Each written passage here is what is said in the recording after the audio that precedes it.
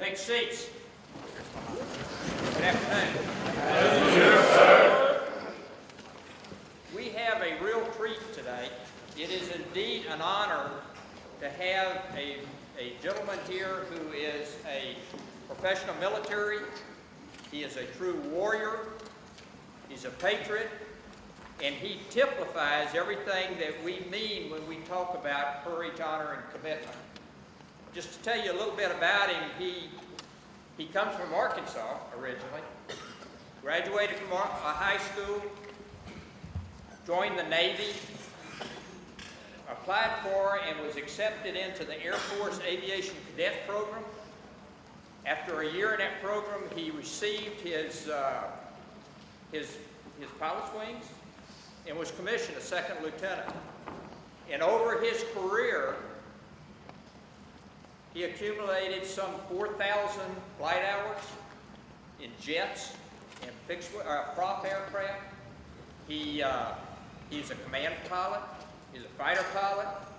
He flew 100 combat missions during the Korean conflict, and he flew 100 more combat missions during the Vietnam War in Vietnam and in Laos.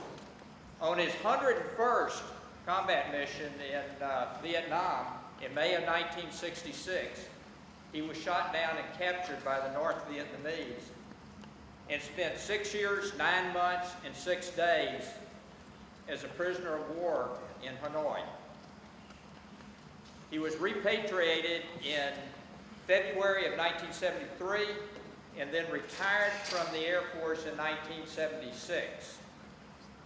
For his gallantry, his professionalism, his dedication to service, he was awarded 2 Silver Stars, 2 Legions of Merit, 4 Distinguished Service Crosses, 3 Bronze Stars, 1 with the V for Valor, 2 Purple Hearts, and 15 Air Medals. Quite a phenomenal record, sir. You'll remember that I told you that he joined the Navy right out of high school and then was commissioned and spent his time in the Air Force. But he had a great deal of value, placed a great deal of value on education. And during that time, he received his Bachelor of Science degree from Oklahoma State, his Master of Science degree from George Washington University, and is a graduate of the Industrial College, War College in the D.C., Virginia area. So education was very important to him. After he retired, he founded several successful companies and is now the founder, chairman, and co-owner of Real Corp. It is a company that is national properties listing. Please join me in welcoming Col James L. Lamar.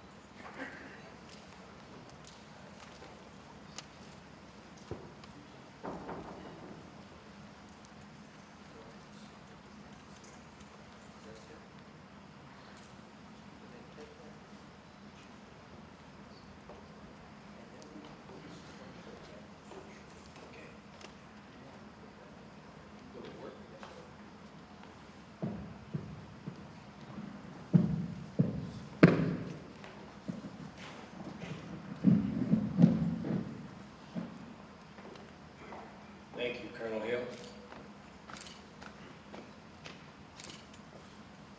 Can you hear me? Yes, sir.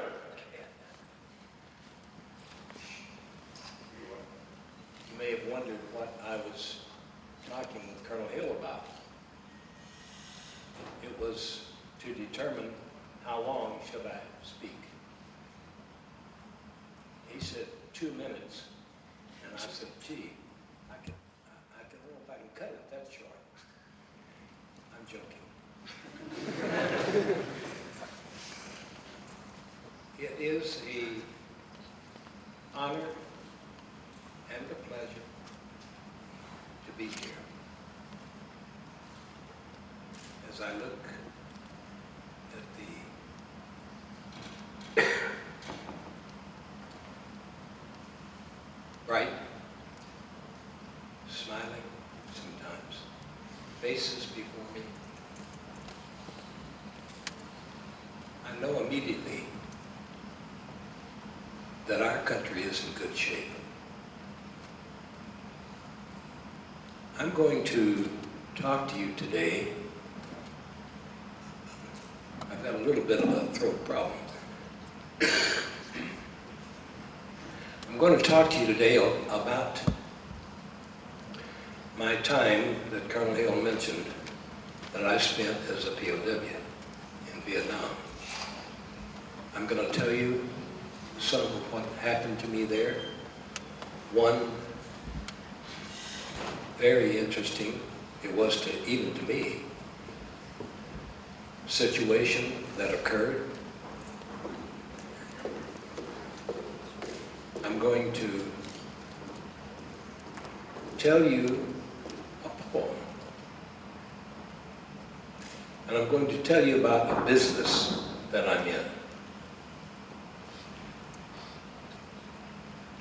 In 1965, the Vietnam War was really beginning to heat up. My squadron, the squadron of F-105 fighter bomber aircraft, was sent on a permanent change of station from McConnell Air Force Base in Kansas, Wichita, Kansas, to Korat Air Base, Thailand, to start flying missions into Laos and North Vietnam. We took our aircraft across the Pacific with refueling aircraft escorting us. And we arrived at Korat on a day that's very momentous to Americans. Thanksgiving Day, 1965. Before we got there, in fact, when I first got the orders that we were going to go into combat, I had an instant premonition that something bad was going to happen to me. We started flying missions the next day after we arrived, and for the next 6 months, every mission that I flew, I wondered, is this the mission where I'm going to be shot out of the sky? My plane is going to crash? Thank you, Sergeant Major. Now you can see why he was a Sergeant Major.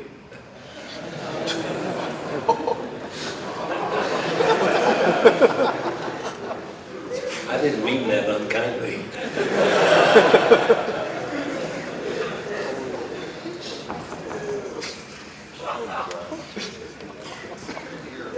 For the next 6 months, I wondered if I was going, every mission, is this the one? On May the 6th, 1966, I led a flight of 4 F-105s on a strike on a railroad marshalling yard just outside the little town of Yen Bay, North Vietnam. I briefed my flight very heavily before we went. I briefed them in particular on radio discipline. I had a man in my flight, my number 4 man, a young captain. I was a lieutenant colonel at the time. This young captain was a great pilot, a great air-to-ground gunner, dropped his bombs on the target, but he was a smart aleck. He was constantly lipping out over the air. And so I told the flight, keep your mouths shut, maintain radio silence on this mission, particularly when we're in the target area, because your extraneous comment may cut out somebody else's emergency transmission. So we took off and we went on our mission. And we got to our target. I had briefed them that we were going to come in from the west, over the mountains, down the mountainside, and I was going to be right on the weeds. Normally, when we fly in formation, every plane stacks down on the leader, and I told them, don't do that. If you stack down on me, you're going to be in the ground, because I'm going to be on the weeds. And I put them back in echelon formation and told them, when I pitch up to go up and drop my bombs, then each of you take spacing behind me and come in on a different path. As we came abreast of the town, we were headed from west to east. The town was just to the north of us. As we came abreast of the town, flak was beginning to burst already over the town. I could see anti-aircraft guns going off all around the town. I pulled up, climbed up to 12,000 feet, rolled over. 12,000 feet is what we call the perch. You pull up and you perch, and then you go in and drop your bombs. Well, as I hung there momentarily, I really didn't want to go down on that dive bomb run, because it was like a whole cloud layer of flak underneath me. And I remembered the words of our wing commander about a week before. He got all of us together in an auditorium, all the pilots in the wing, and he said, guys, I got to tell you something. We had a flight come back yesterday, and when they were debriefed, they said they didn't get into the target area. They'd had to drop their bombs in a dry riverbed on the way home. Now look, guys, and he said, and they were asked, why couldn't you get in? And they said, the flak was too heavy. And this little colonel took this big long cigar out of his mouth, kind of like Groucho Marx for those of you who might remember him. And he said, now look, guys, there's one time, and I call it the moment of truth, when you've got to forget the flak, get in and get the job done. That's when you're in the target area. If you don't, you'll have to go back the next day, or I will. Well, as I hung there, about to dive into that flak, I remembered old Saber Sam's words, and I went in. I went on down. And I've cursed old Saber ever since, because that's when it happened. I was starting out 12,000, releasing my bombs about 5,500 feet, and just after I released the bombs, bam, I got an explosion forward of the cockpit, and I had an instant fire in the cockpit, like an acetylene torch. I had full control of the aircraft. I had no fire warning lights. I pulled out of the dive, pulled in my speed brakes, which were used to control speed in the dive, and went full throttle, full afterburner, and started jinking, trying to get away. Jinking because they were undoubtedly still trying to track me, make it harder for them to hit me. And I called my flight, and I said, "This is Oak Lead. I'm hit, and I'm headed for the bailout area." The bailout area was about 50 miles west in the mountains. It had been determined that there were no people around. They could get helicopters in. If we could get to that spot and eject, then we might be able to be rescued. I'm hit and I'm headed for the bailout area. Immediately, there came the very excited voice of my number 4 man, who yelled at me, "Get out, Lead! You've got a big fire going." Wow. I knew he couldn't see that fire in the cockpit. He's several miles from me by now.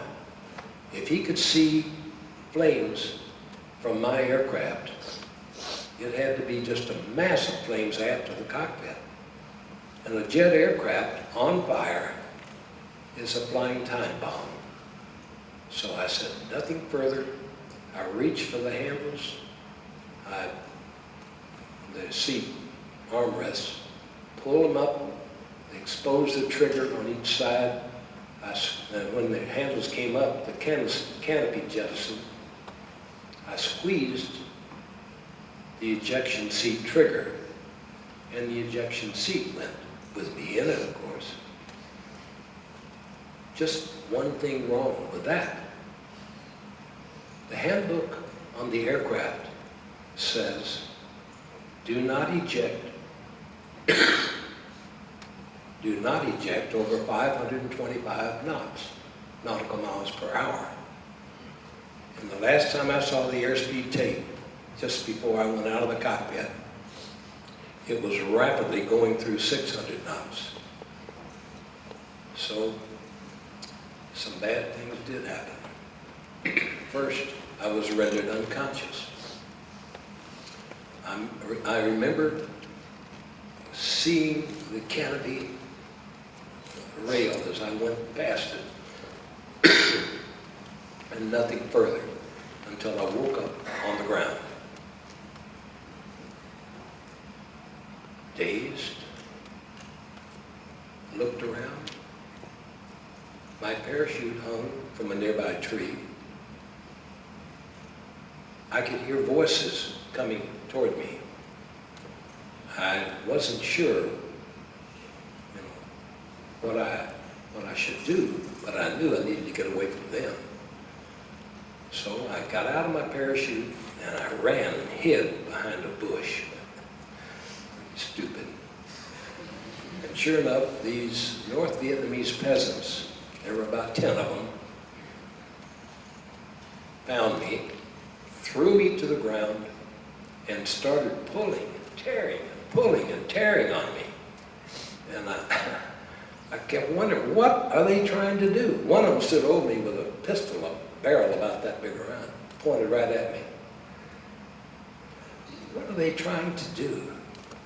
I finally realized they were trying to take off my clothes, my flight suit.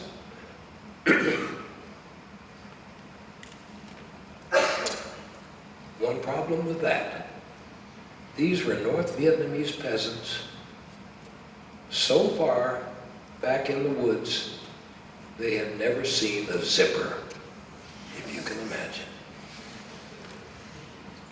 And so when I realized that, I pushed them away gently, and I said, let me do it. And I unzipped my jacket, and they ripped it off me. I unzipped my black vest, and they ripped it off. Flying suit, G-suit, even my boots were put on with zippers. And they ripped them all off me, and I kept wondering, when was this jungle striptease going to stop? Finally, they quit when they had me down to my black socks, boxer shorts, and t-shirt. They tied my arms behind my back with ropes, put another rope around my neck, and led me off through the woods. We got to after 10, 15, 20 minutes of walking through the woods, we got to a cluster of huts on the edge of the woods. And a young man was there, dressed very much like you all are, in khakis, had no insignia. He obviously was not military, but he was sort of a paramilitary. And he spoke a little English. Gave me some water, or sent somebody to get me some water. And he and I stood there and talked. He told me the soldiers were going to come and take charge of me. And as we talked, there occurred the first humorous event during my vacation in North Vietnam. People were coming through the woods and forming a semicircle around me, staring. Wow. Like you might stare if a man from Mars dropped in your midst. And as I saw them gathering, first of all, I thought, how in the heck do they know where I am? I mean, they got some kind of jungle telegraph or something? But then, in the forefront of this rapidly growing group of people were two young girls. And I just happened to look as one of them nudged her friend, pointed at me, and they both snickered. And I thought, what are they snickering at? And I looked all around, and I looked down, and remember I had on boxer shorts? Everything was not where it should have been.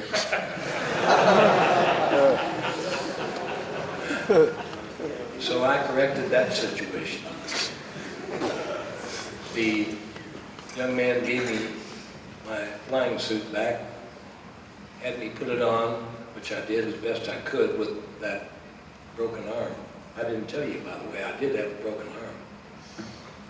My left arm was swinging around, had no control over it. They led me away from the people. They, two men, led me away from the other people. And they stopped me and turned me around with the trees behind me. And I got my first lesson on what's important to communists. First of all, and by the way, I was in shock. Thinking back later, I realized I really must have been in shock because I had gun barrel vision just right in front of me. That's all I was seeing. And I noticed some movement, and here one of the peasants had a rifle, and he was pointing it at me, standing right beside me. I said, movement over here. I looked over, and here's another peasant. He's got a knife, and he's holding it up like that. And right in front of me, bam, a flashbulb went off. Propaganda. They were taking a posed capture scene. Heroic peasants capture air pirate. I didn't like that. I just glared. And later, after I got home, I got a copy of that picture. And I was gratified to see that I was glaring. I didn't like it. The soldiers came after that, took me to their encampment, took me across the river on a ferry, into a vehicle, and to their army camp some miles away, and put me in a building that had a curtain dividing the whole building in half. The building was probably 40 feet long, curtain across the middle of it. They set me on a stool behind a table and had a soldier with an AK-47 trained on me. And first thing that happened was a doctor and a nurse came in and treated my wounds. I didn't know I had cuts on my face, but evidently I did. But because the nurse took care of them, the doctor put my arm in a splint. And I was very grateful for that. Then a young man sat down across from me and started interrogating me. "What is your name?" I told him. Gave him name, rank, serial number, and date of birth, which is all we were allowed to give. He wanted to know more. I wouldn't tell him more. He said, "If you don't tell me what I want to know, I'm going to bring my soldiers in here and they're going to punish you." I said, "Whoa, I know what you mean by punishment. You mean torture." "Oh, no. No. The Democratic Republic of Vietnam does not torture prisoners, but I'm going to punish you till you talk."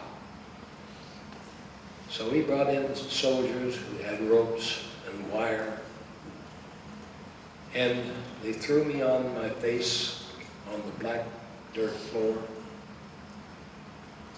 And I spent the rest of the night with them trying new methods of inflicting pain.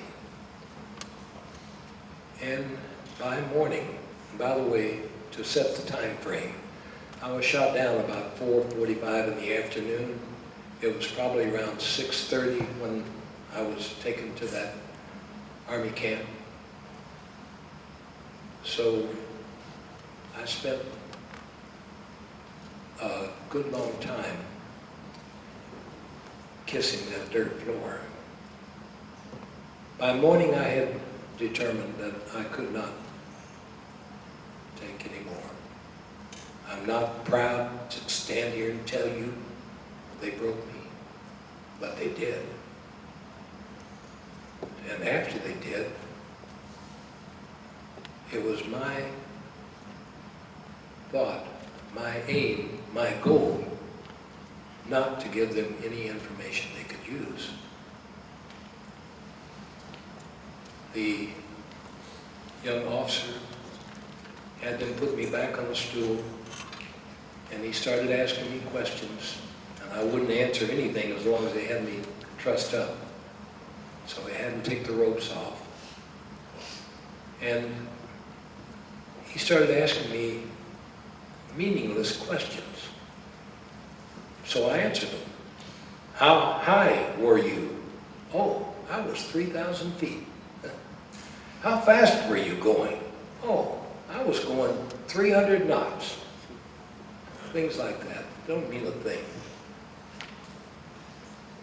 After he asked a few questions, he said, "My government has asked me to have you help in an experiment."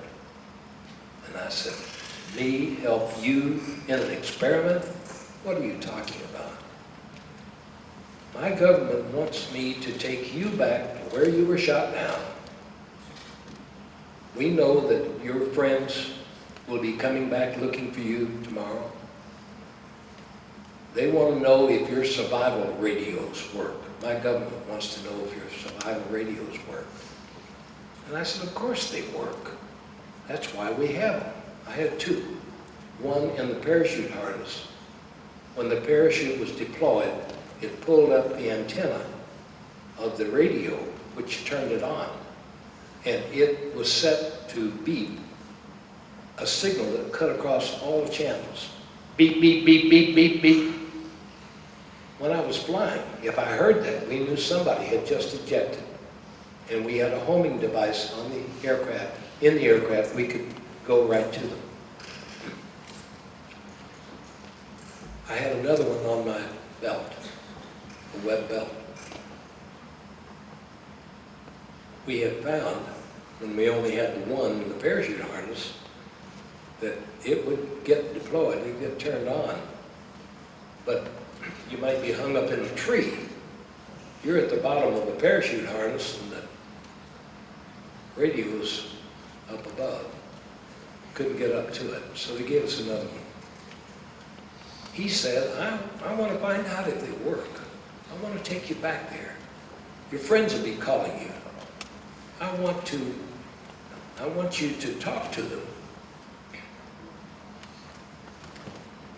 And I said, you know, I may be from Arkansas, and as Colonel Hill mentioned, I am, but I wasn't born yesterday. I know what you want. You want me to talk to my friends, bring them in close, and you'll shoot them down. You want to use me as a black trap, and I won't do that. He said, well, more fun and games like last night. And that brought me up short. I knew what they could do. So I said, okay, all right, I agree. I will help you. 2 conditions. 1, don't blindfold me taking me there. They had done that the day before when they put me in the vehicle, and that was particularly terrifying. Be riding on a vehicle blindfolded. Don't blindfold me taking me there, and when I talk to a flight, I'm going to tell them to go away. He thought for a moment, and he said, okay, all right, we'll do that. So off we went. Some soldiers, this officer and some soldiers, and I. We got in the neighborhood of where I was shot down. I don't think it was exactly where I was shot down. And we were on a road, and the vehicle stopped, and we all got out and walked across a rice paddy. There was there was a hill on the right, a road going around it, and then there was a valley and the rice growing in the valley, and then there was a hill over here covered with trees. So we got out of the vehicle, walked across the rice paddy, and started up the hill, and he had me sit at the base of a tree, a big old oak tree. Oak leaf, oak tree, yeah. And then the officer and the soldiers went another 10 or 15 yards farther up the hill, and the soldiers started digging. They had shovels. They were digging a trench. And I thought, boy, these people are dumb. Here we are covered by this canopy of trees, and they're digging a trench to jump into in case they might get strafed. About mid-morning, a soldier came and got me, took me up to where they were, and the officer handed me one of the radios. I could hear the other one, and it was on, emitting the beeping signal. He turned it off, and now I could hear a flight calling me. Denver flight. Oak Lead, this is Denver Lead. Do you read?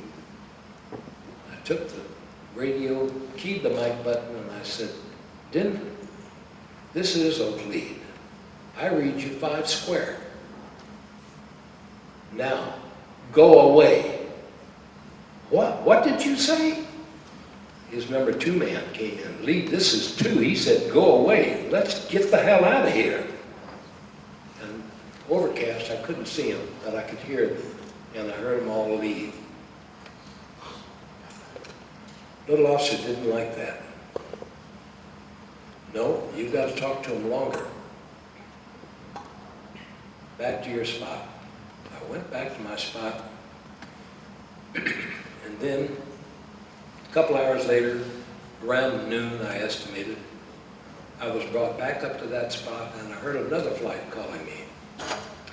This time, the radio was held by another officer that had joined the other people, the other soldiers. And this officer was quite a bit older and obviously more experienced than the young guy I'd been talking with. And he didn't mince words. He said, you are going to tell this flight to set up a rescue effort out in that valley, bring in helicopters to rescue you. I said, no, I'm not. He said, if you don't, I'll kill you. I said, I'm only going to do what I told that officer over there I would do, and nothing more. He said, if you do, I'll kill you. He pulled out his pistol, cocked it, pointed it at me. The soldiers had rifles, and they cocked them, and they all pointed them at me. And then this guy said, get in there. That's your grave. And I looked down at what I thought had been a trench for them to jump into. It was about the size of a grave. And I got mad. I got as angry as I've ever been in my life. And I looked at that guy and I said, if you want me in there, you put me in there. I'm not setting foot in my own grave. I meant it, and he knew it. Shoved the radio at me and he said, do as I told you. So Pontiac flight was calling. I keyed the mic button. Pontiac, this is Oak Lead. I read you 5 square. How do you read me? He said, oh, I read you fine. He said, but you're going to have to move. You're too close to the town. We can't get rescue in that close to the town to rescue you. Can you move further west? And I said, Pontiac, here's what I want you to do. And the officer brightened up. He's going to tell him what we told him, what I told him. Pontiac, I want you to tell Channel 90 and Brigham. Channel 90 was a TACAN, that's a navigation device at an airfield, was the TACAN call sign for my air base at Korat. Every air base had a TACAN, and every TACAN had a call sign. We used those when we were talking about the various bases over the radio, so that somebody listening in wouldn't know what we were talking about. But I knew they would know where Channel 90 was. Channel 90 and Brigham. Now, Brigham was the controlling unit that controlled all air traffic into and out of North Vietnam. Tell Channel 90 and Brigham to keep all aircraft away from this spot. Do you understand? Raj, now go away. Raj. And again, I heard the planes leaving. Then occurred the second humorous event during my vacation. This little officer grabbed the radio out of my hand. Now, I've been telling you what he said and what I said, but he spoke only pidgin English. I had spent 2 tours in the Far East. I could understand him. But he grabbed that radio, he keyed the mic button, and he yelled, Pontiac leader, come back, come back. Oh boy. I would like to have been in one of those planes and heard that. I was sure they would know what it was. I didn't laugh in his face, but I almost did. Back to my spot under the trees, under the tree,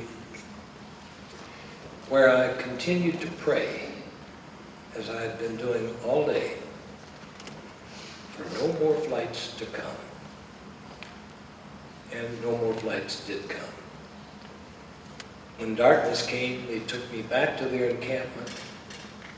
They tried to stage a press conference with a whole bunch of newsmen from Hanoi, and I spoiled the press conference.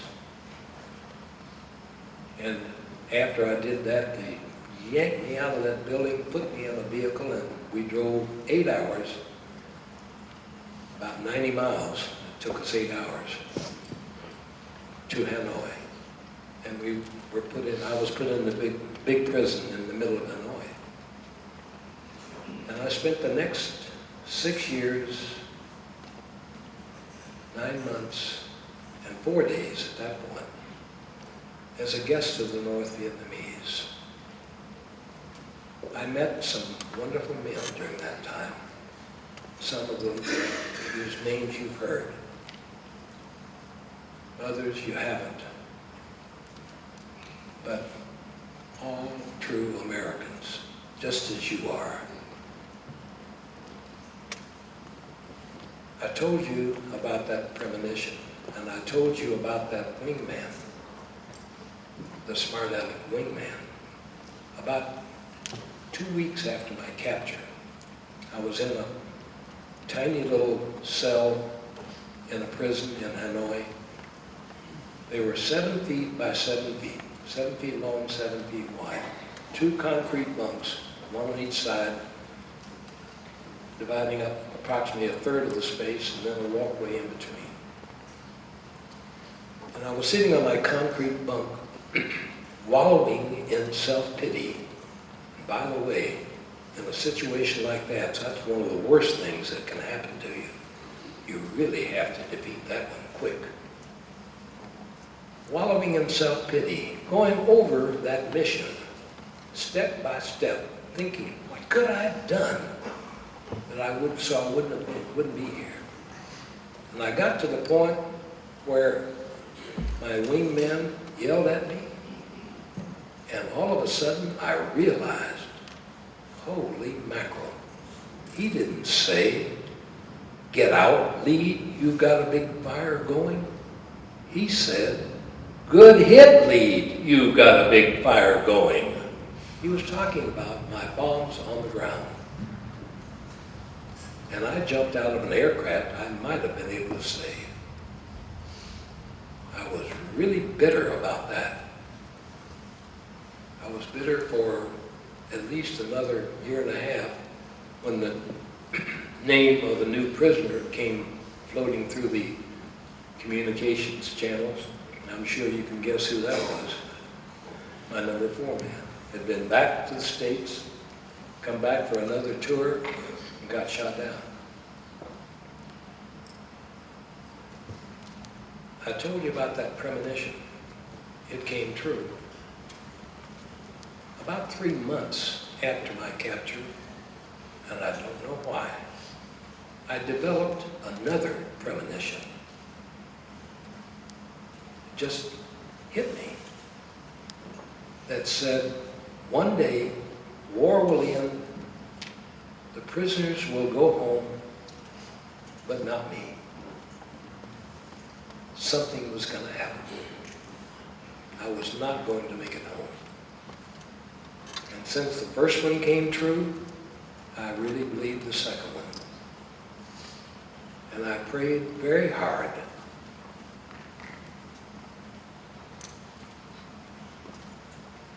I prayed not to come home. I prayed for the ability to withstand the knowledge that I wasn't coming home. I believed that all the way up to the point where I stepped on the airplane at Gia Lam Airport in Hanoi, when those beautiful C-141s came in and picked us up. I was in the first group to leave. And as I walked on the airplane, tears were streaming from my eyes. The doctors and nurses who saw me probably thought, boy, that guy's really, he's crying, he's so happy. I wasn't. I was scared to death. I was scared that now a whole plane load wasn't going to make it home. But the Lord had another purpose in my life. And I did make it home, as you know. Came back to a divided country. None of you were around at that time. Colonel Hill, perhaps, but the country was sorely divided. And we were told that our attitudes on coming home did a lot toward healing that breach. I told you I would tell you a poem. It's a poem that I found one time when I was preparing for another talk. It is untitled. I do not know the name of the author. It was in a reference book, just that way. Untitled with no author. I thought it especially meaningful. I've used it ever since. I know 3 things must always be to keep our country strong and free. 1 is a hearth, bright and dear, with busy, happy, loved ones near. 1 is a willing heart and hand to love and serve and keep the land. 1 is a wide and traveled way to where the people go to pray. So long as these are kept alive, our country and our people will survive.